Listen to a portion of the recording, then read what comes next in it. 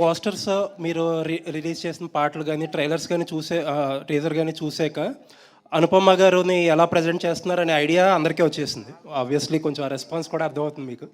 But when you have first conceived this idea, చాలామంది చాలా డిఫరెంట్గా అనుకున్నారు. ఎందుకంటే ఆవిడ ఎందాక చెప్పినట్టు she's doing girl next door characters, ఒక డిఫరెంట్ చాయిస్ అని అనుకోవాలి. అప్పుడు ఎవరిది ఐడియా అసలు ఆవిడ క్యాస్ట్ చేయాలని? అంటే ఫస్ట్ ఒక క్యారెక్టర్ రాసుకున్నాం సార్ మేము. అప్పుడు ఎప్పుడు డిసైడ్ చేసుకోలేదు సార్, వీళ్ళనే పెట్టుకోవాలి లేదా అనుపమాని తీసుకుని ఇలాంటి క్యారెక్టరైజేషనే చెయ్యాలి అని ఏం అనుకోలేదు సార్. మేము ఒక క్యారెక్టరైజేషన్ రాసుకున్నాం సార్. అదంతా రాసుకున్న తర్వాత ఆ క్యారెక్టరైజేషన్కి కొన్ని రిక్వైర్మెంట్స్ ఉన్నాయి.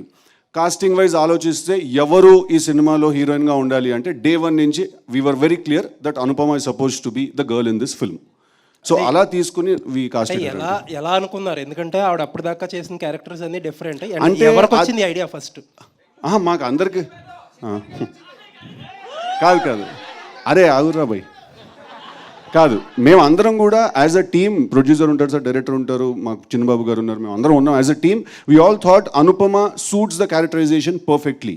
సార్ ఇప్పుడు అనుపమ ముందెప్పుడు ఇలాంటి రోల్స్ చేయలేదు కాబట్టి అలా కొత్తగా చేయిద్దాం అని అనుకోలేదు సార్. సార్ ఇప్పుడు Anupama is an actress sir, she's a bloody good actress. She's a bloody good actress అండి ఆ అమ్మాయి. మేము 3 పేజీల సీన్ లొకేషన్కి తీసుకెళ్ళి అక్కడ ఇంకో 3 రాసినా కూడా 5 నిమిషాలు మొత్తం పట్టేసుకుని చేసేస్తుంది సార్.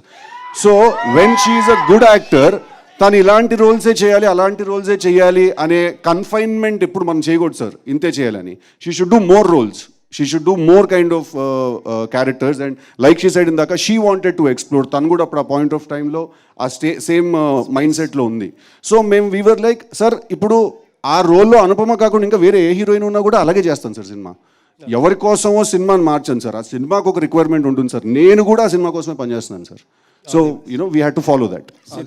వంశీ గారు